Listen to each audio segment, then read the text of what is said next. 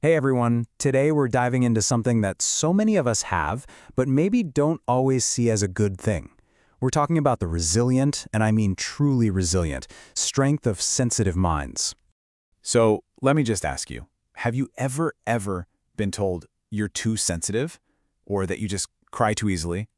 Yeah. If that sounds familiar, you're definitely in the right place. You know, for the longest time, the popular thinking has been that sensitivity is some kind of flaw, right? A weakness that you need to toughen up and fix. But what if that's all completely backward? The science tells a totally different story. It's not about a flaw, it's about a feature that we just need to understand. So let's do that. Let's bust the myth and get into the science. And to do that, we've got to start with how you're wired, with the actual design of your nervous system. Okay, so the scientific term for this is a highly responsive nervous system. Now, this is not a disorder, it's not a defect, it's none of that. It just means that your brain processes information, everything from sights and sounds to your own emotions, more deeply, more thoroughly than the average person. It's kind of like you're a high-definition camera living in a standard-definition world. You just pick up on more detail. And this is so important. Experiencing the world and your emotions with this intensity, that's not a sign that you're unstable. Not at all. It's a sign that your brain is literally built for depth. It's wired to see the nuance. All right, so let's talk about one of the most visible parts of all of this, crying. We're taught to see it as, a loss of control, a breakdown. But biologically, it's actually the complete opposite. It's your body's incredible natural system for relieving stress.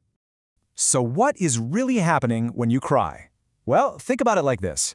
Your body has this built-in release valve, and when the pressure from stress just keeps building and building, crying is the physical process of letting that pressure go in a super healthy, controlled way.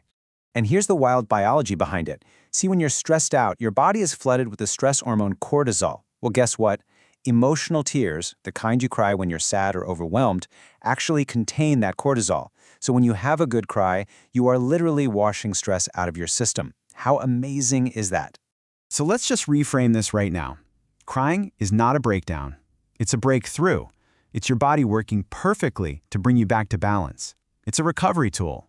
But it's not just about managing your own stuff. This highly tuned system comes with what is basically a social superpower. Let's call it the empathy advantage. It's all about the science of human connection.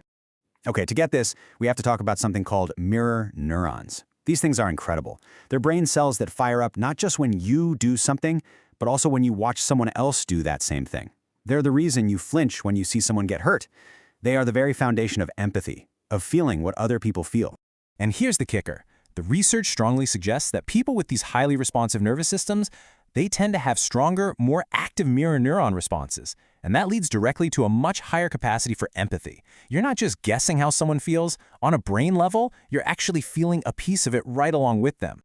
Just think about what that means. It means you're not just in your own world feeling your own emotions deeply. No, you are way more tuned in to the people around you. You pick up on the little things, the tiny shifts in tone, the subtle body language that everybody else just misses. This is an incredible gift.